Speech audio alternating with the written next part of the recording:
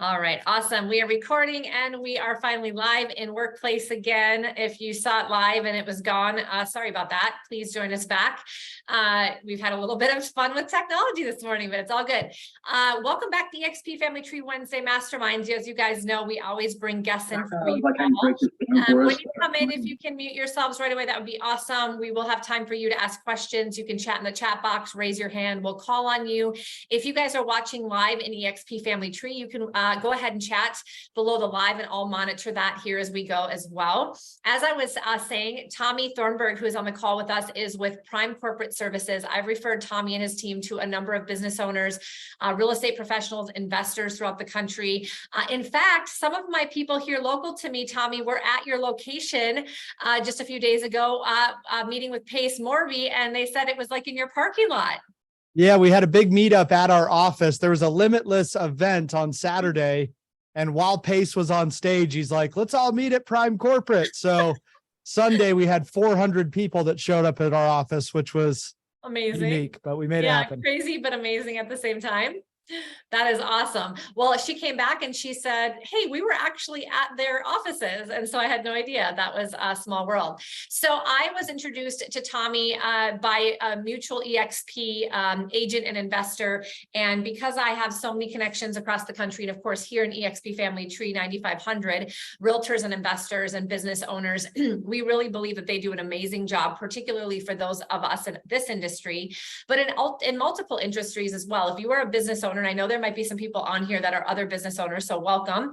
You know, we're just going to talk about business entity, the reasons why, what that looks like, as well as some business credit tips.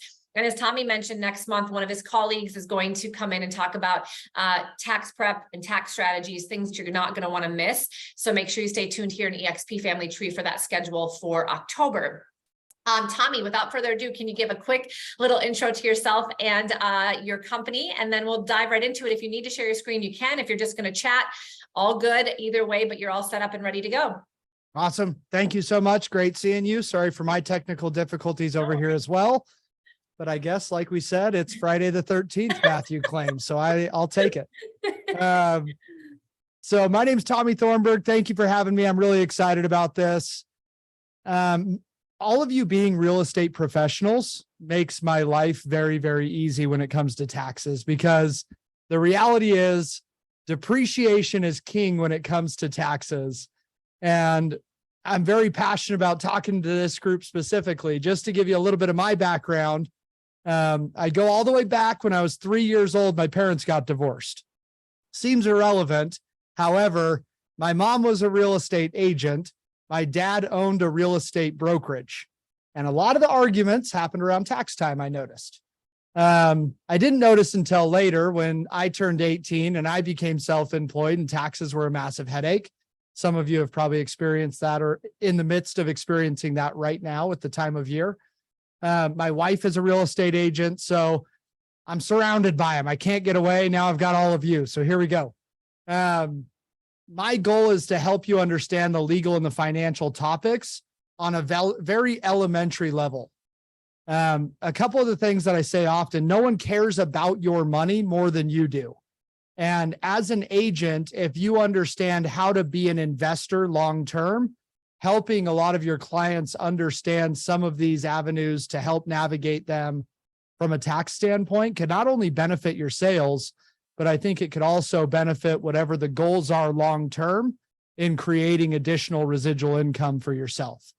So I am going to share my screen and kind of cruise through a couple slides, and then I'll open it up for some additional Q&A towards the end here as well. Prime Corporate Services, we've been in business for 11 years. We started with 4 of us, and our whole goal was to help startup entrepreneurs navigate the legal and financial topics that are very difficult or can be very expensive when you hire high-power attorneys, high-power CPAs. Fast forward 11 years, we have over 200 employees. I've got a full team of accountants, full team of attorneys, and we work in all sorts of different areas. So if you're married, if you have multiple businesses, if self-employment is part of your life, we're happy to talk to you about all of those areas, not just your real estate business to take that into consideration as well. So how can you plan, profit, and protect your business? One of the takeaways for any of the note takers that I will tell you is, from a tax standpoint, if you can focus on being proactive as opposed to reactive, you will save thousands of dollars in taxes. Okay, taking business deductions as an individual, which 90% of agents do, you are 300 times more likely to experience an audit than someone that has a business or is a business owner. Okay, I'm going to ask real quick, feel free to throw it in the chat. Out of all the audits that happened last year, what percent do you think were for personal audits in comparison to business audits? Give me some guesses here. Anyone have a guess? How many of the audits last year were audits on a personal name as opposed to a business? 80%. Phenomenal guess. 100% of the audits were on personal names. So to know that you have a 300%, thank you for that, 300% less likely opportunity to go through an audit and open up the doors to utilize additional business deductions, it is an absolute no-brainer. But hopefully throughout this presentation, whether you're just getting started or you're doing several deals a week or a month or a year, there's a lot of ways that you can save thousands of dollars in taxes. The average client that files taxes with us that has a business entity saves average $9,000 a year.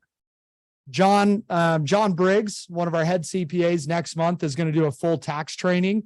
But today, let's focus on giving yourself the solid foundation to really build and grow your business long-term. Today's takeaways. Number one, different types of entities. Every state is a little bit different. Not all states are created equal when it comes to corporate law. Let's talk about some of the pros and cons.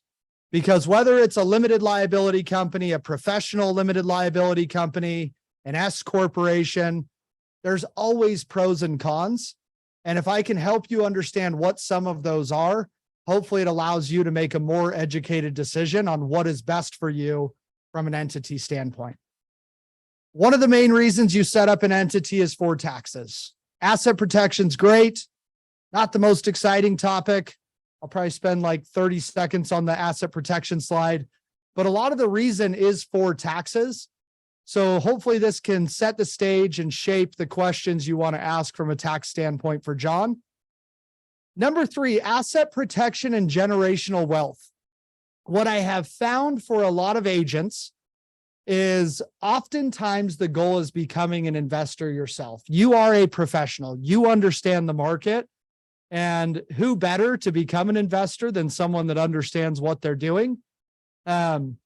We've been working with, if any of you have seen Alex Hermosi, he's awesome, and he's become an amazing person that we've turned to recently. And he just did an interview with Dave Ramsey.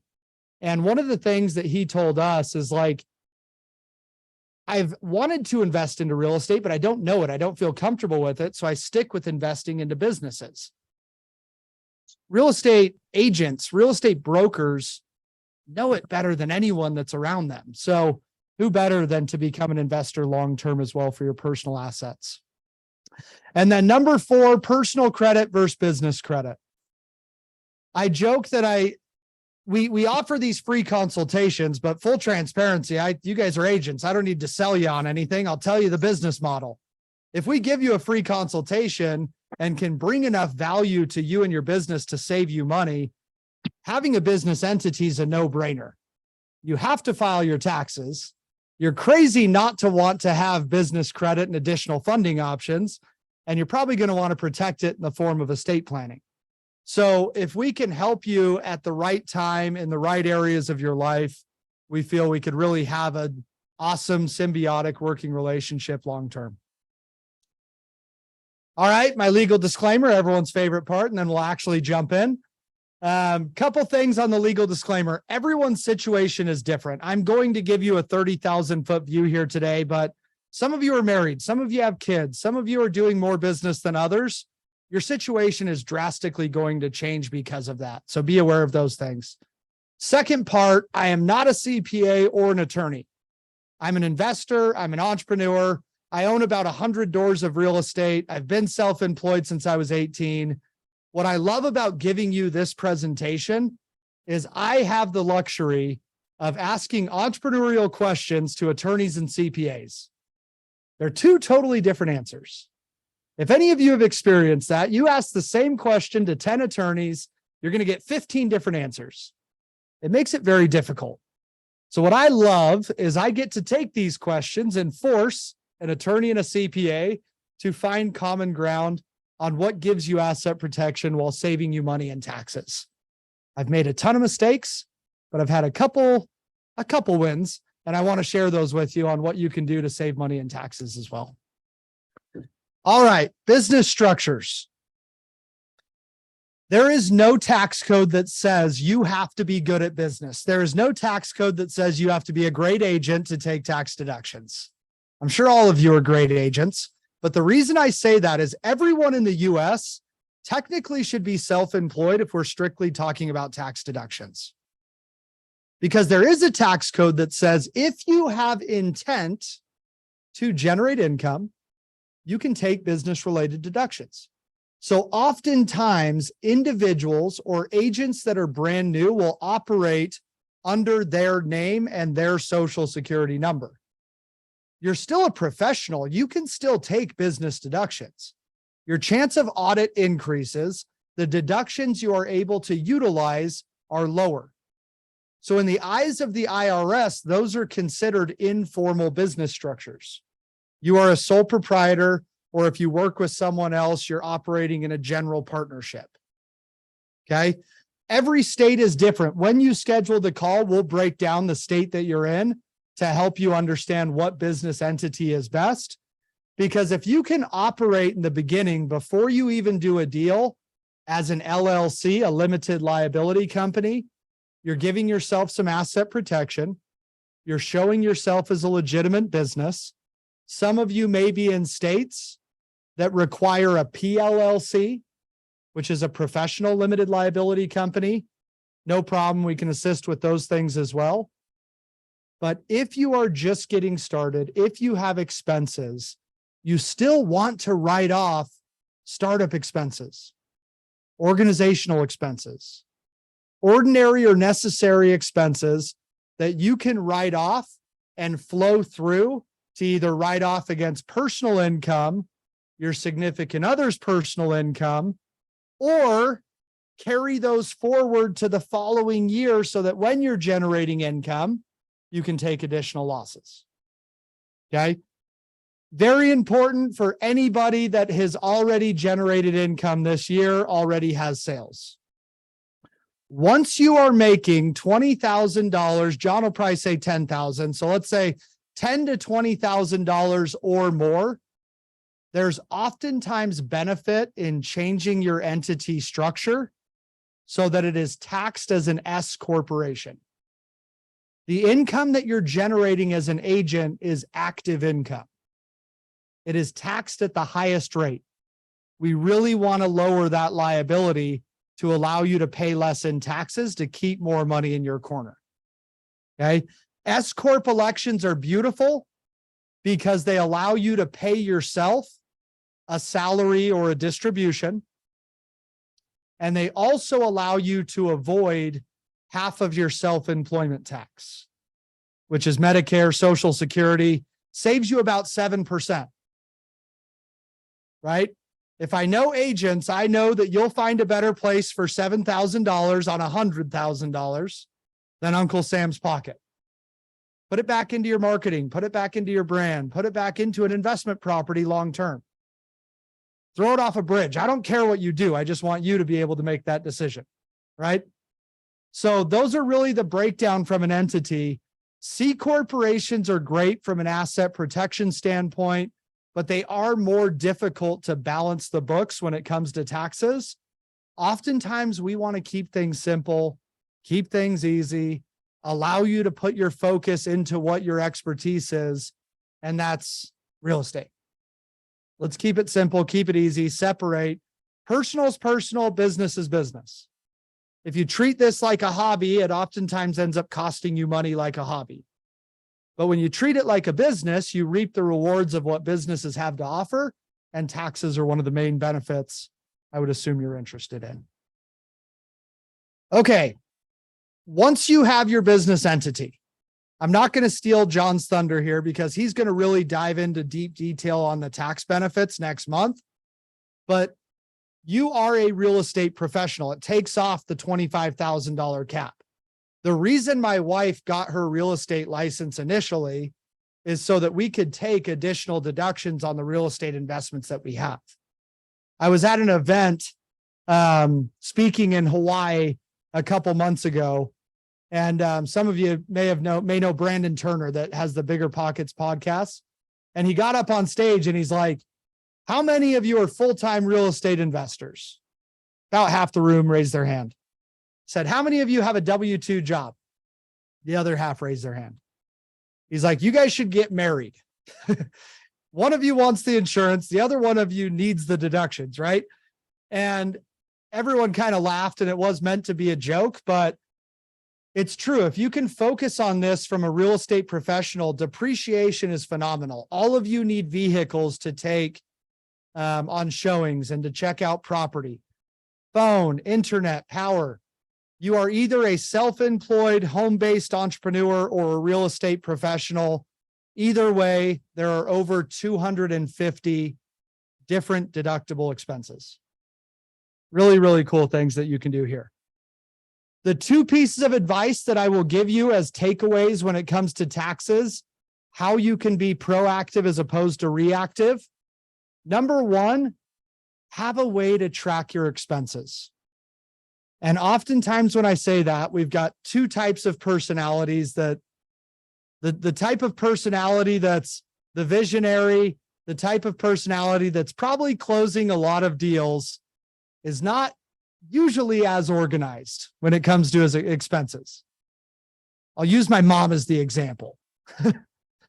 My mom, sweetest lady in the world, bless her heart. She makes 100,000, she'll spend 110. She makes $1 million, she'll spend 2 million. So from a tax standpoint, she is not going to enter information into QuickBooks. It's not going to happen.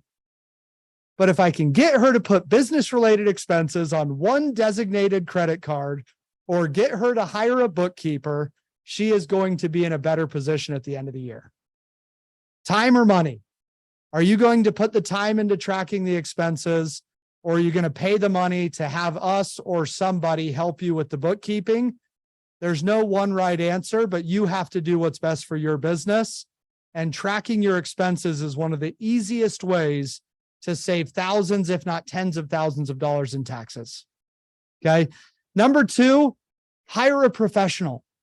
If you can pay $1,000 to save $5,000 in taxes, that's a good business decision. If you're paying $1,000 and only saving $500, that's a bad business decision. And if we're doing that to you, you better hold us accountable and tell us, what am I paying for? But you should have an accountant or a CPA that's familiar with real estate, that can give you a little bit of guidance. October, November, December is Q4. What does your profit and loss look like? The most real estate transactions every year are made in the month of December, because people with money, people with wealth, people that have their books in order can purchase real estate, take depreciation or run cost segregation studies, create residual passive income long-term. And maybe some of you that have some clients that are on the fence, what about your tax benefits? I know interest rates are high. What about your tax benefits? If you can take depreciation, take cost segs, and it's one more thing that you can talk to your client about and be educated on tax deductions, even if it's one more deal a year, that's well worth it coming up into this fourth quarter here. Okay, so no one cares about your money more than you do. But the more that you understand how your tax situation is benefiting, the more that you can speak educated to your clients. And I do think that that's extremely valuable. Cool strategies, good problems to have. I'm going to leave these for John, but ways that you can pay your kids, ways you can rent your house out. I'm going to talk business credit today, so we'll let John go into a lot of detail on that next week. We do live in a very sue happy world. It is a litigious society. Obviously, the brokerage holds a lot of that liability, but I don't think it's a bad idea to separate your personal and your business. When you are transacting real estate, oftentimes we'll have Tommy Thornburg LLC or Tommy Thornburg PLLC, so that the brokerage doesn't have any issues paying you under the business as opposed to your name. But if Tommy Thornburg wants to become the investor, that's where we want to separate that out. I highly recommend agent, investor, two different businesses. Give yourself some privacy as an investor. Give yourself some protection and separation as an agent. We don't want to commingle the funds. We don't want to commingle the liability. However, whenever you're setting up a business entity, I recommend that everyone takes these three pieces of information into consideration. I've asked hundreds of attorneys. I've watched hundreds of videos. I've narrowed it down to what I feel are the three most important areas every time you set up a business. Number one is privacy and protection. How much privacy do you want?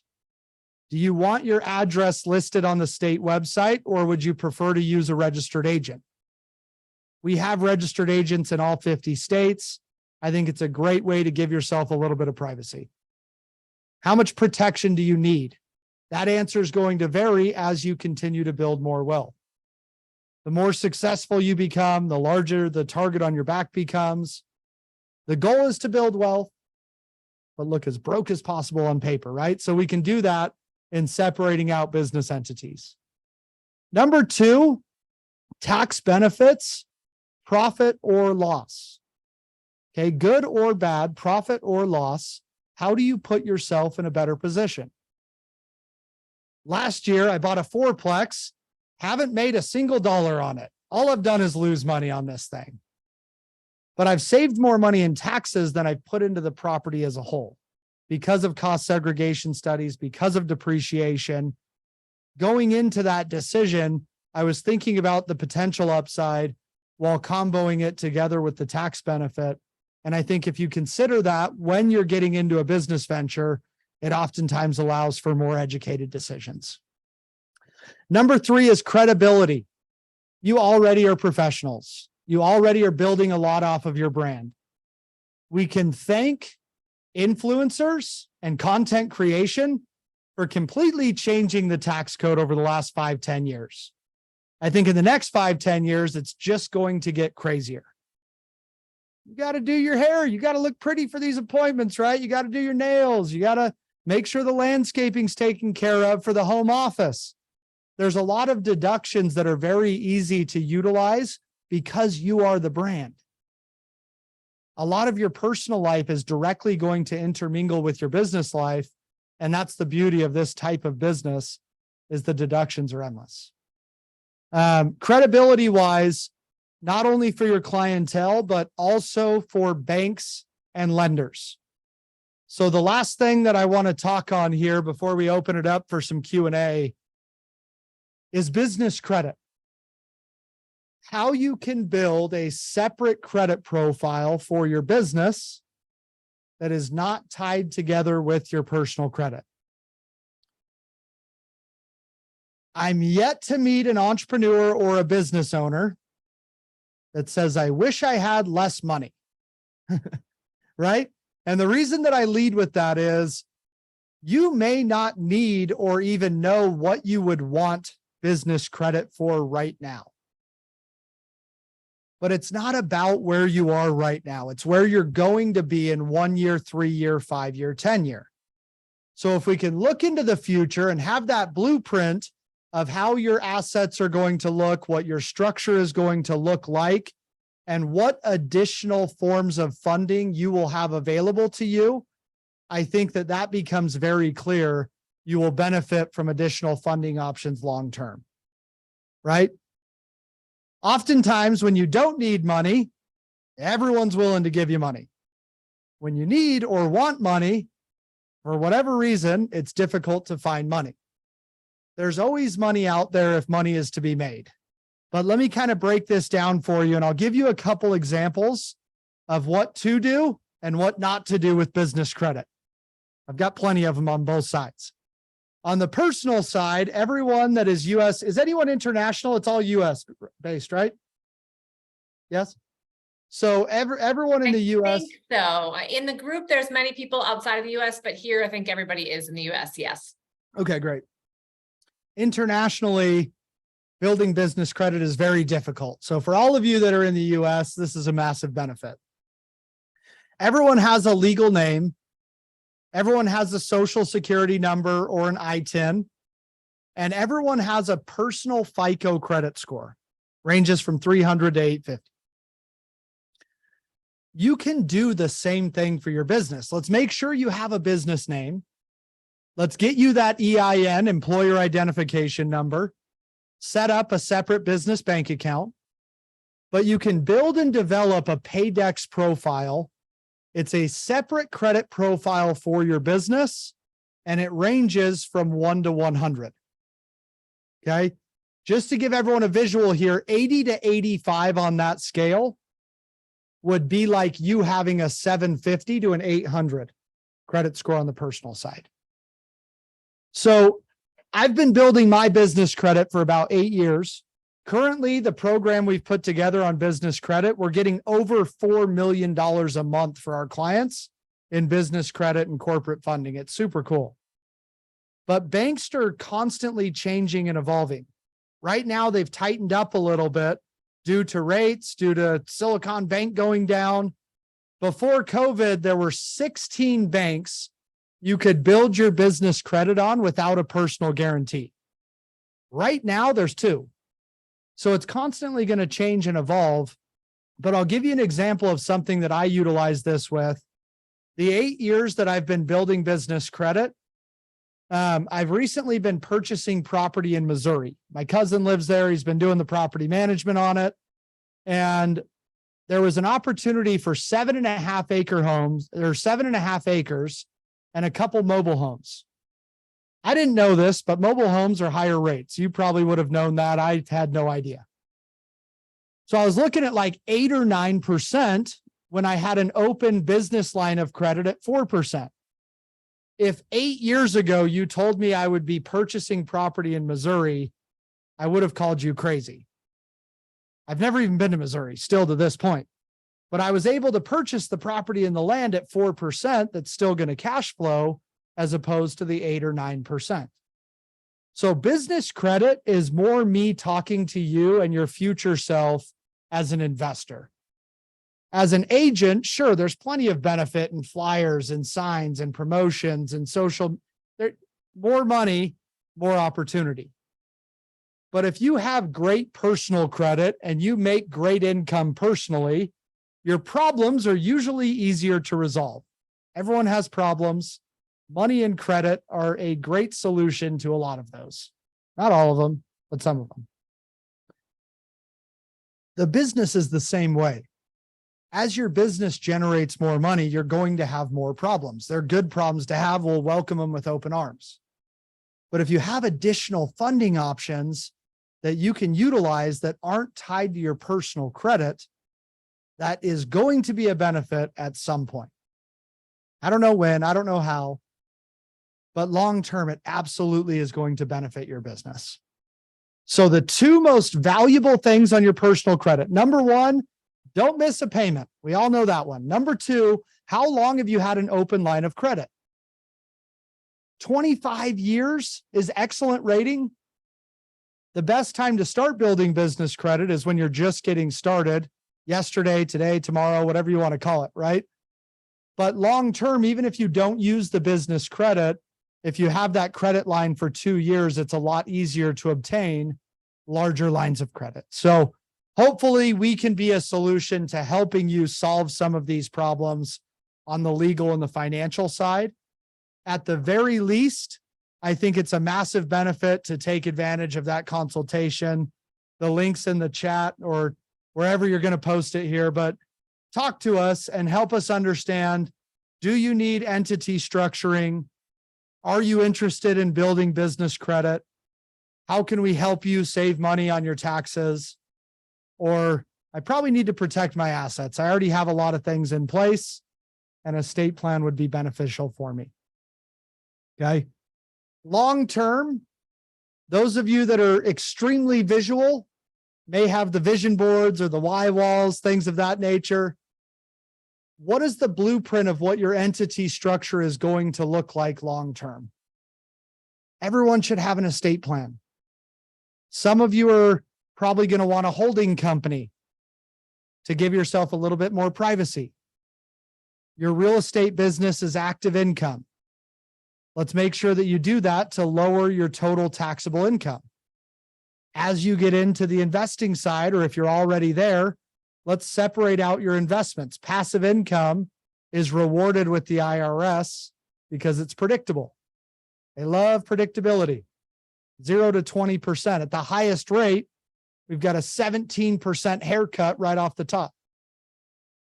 I want to take my deductions here. That's going to affect my bottom line much greater. I want to create passive income and have a depreciation roll through to offset these higher rates as an active agent or broker. Okay. So hopefully this is beneficial to you once again. When you set up the entity, privacy and protection, tax benefits, credibility. From a tax standpoint, the more proactive you can be as opposed to reactive, naturally it's going to put you in a better position long term. And building business credit should be a value to you at some point. It doesn't happen overnight. I want to under promise and over deliver there, but it does end up being very beneficial over time. Cool. I kind of cruised through that, but it's because I wanted to make sure, is there anything that I missed that we've talked about that you want me to elaborate on, or any questions that I can answer? Nothing that you missed. Go ahead and unmute yourself, you guys, if you do have questions. I also put the link in the chat box. If you do want to take advantage of a free consultation, they gave me a link so that it can be free to you guys.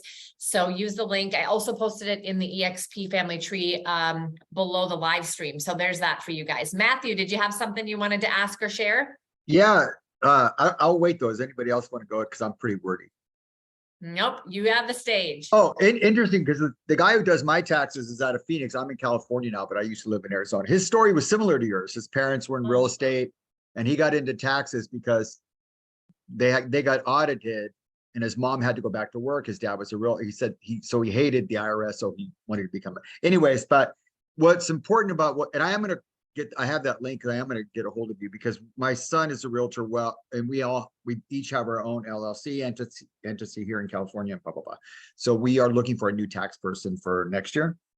But it's important too, because you know, what's interesting is when you're a realtor, a lot of my friends we have the LLC, I have an S Corp also, but we don't know enough about it. And a lot of times tax preparers, they just prepare your taxes. They don't say all the time, oh, well, you could get this deduction, you know, for your home office, or you could do this. For an example, I've been having to do like more research and trying to be more knowledgeable, which I really hate to do, learn everything I can about taxes, but if it's going to save me money. But for example, when I had an LLC set up in Arizona, it was like $100 and it was easy to do. And that was it, a one-time fee. But when I moved to California, you know, I paid an attorney to have that set up, you know, here. And every year it's $800 renewal fee, no matter what. California gets you, right? And the first year, I mean, I found out on my own, I read some stuff that said the first year you don't have to pay that cost. So I got a letter from the IRS saying, oh, you owe, you know, $800. And I was like, no, because I read the tax law. The first year you're exempt. And then my tax guy, oh, I don't know anything about that. Although I had told him, I don't know anything about that. I go, yeah. And I fought him on it. And the lady at the IRS says, or California, oh, no, we're right, you're wrong.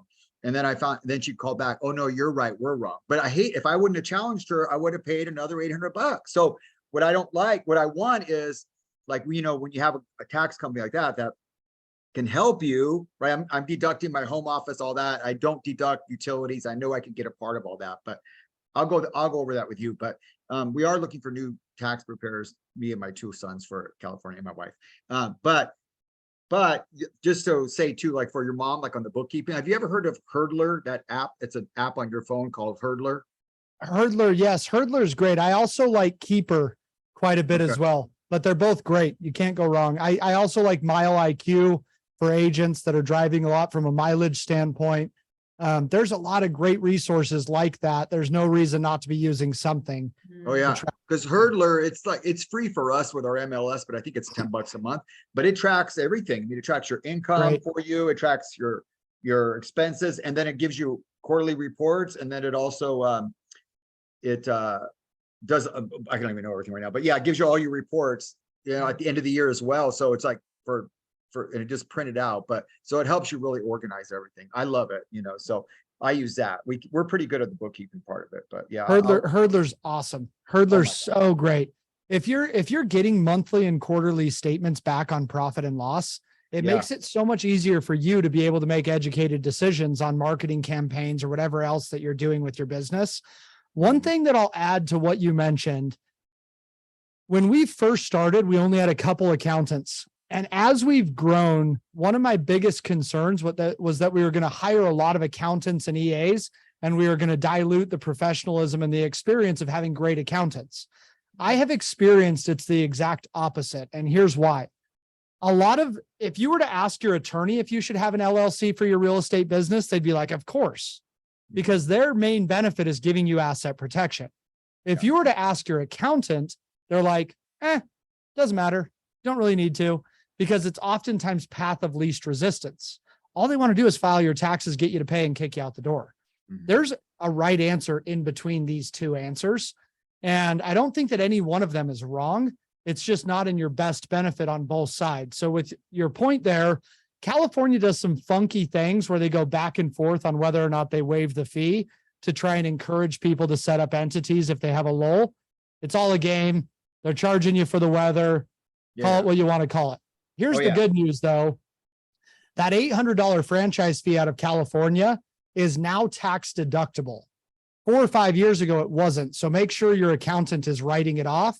But what we do with our accounting services is we just take care of the franchise stuff for you so that we can make sure to argue it. We can make sure to pay it. We can make sure to write it off for you.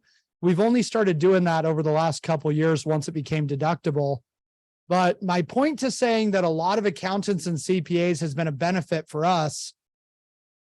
Accountants don't love talking to people always. Some of them do, but pretty rarely.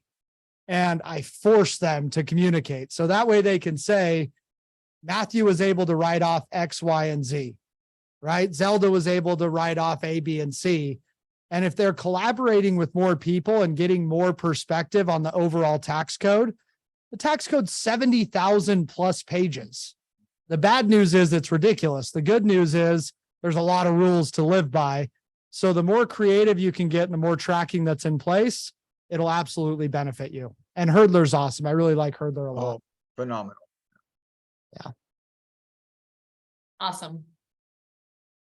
Anybody else? I'm glad, Matthew, that you're going to reach out to them. I think that'll help you a ton. I mean, for us, it's just to your point, if you can have somebody that really can see everything that you can write off and give you all the ideas, I mean, it adds up faster than you think. And a lot of times tax professionals aren't as familiar with entrepreneurship or real estate and those sorts of things. So that's our experience. Marvin, did you have a question? You can unmute yourself. Nice to see you.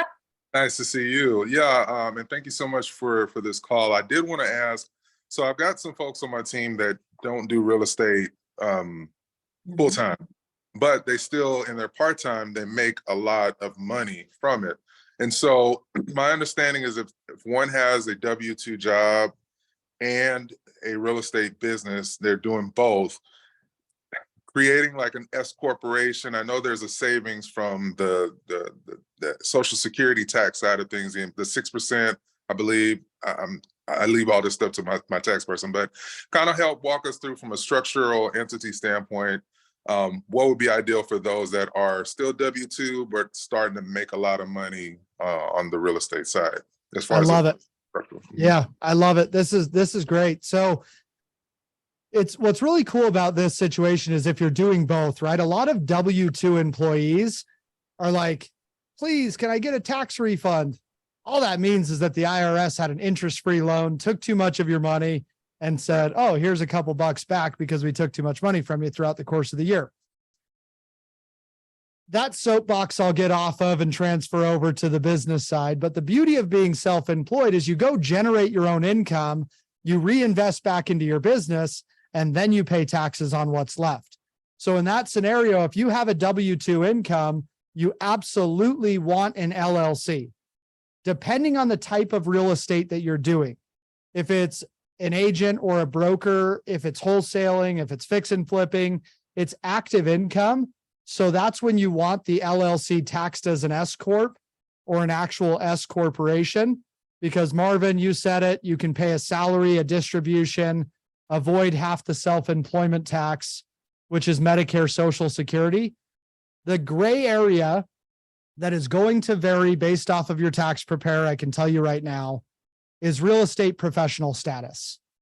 If your primary income is W-2, most accountants will tell you you don't qualify for real estate professional status. 700 hours a year.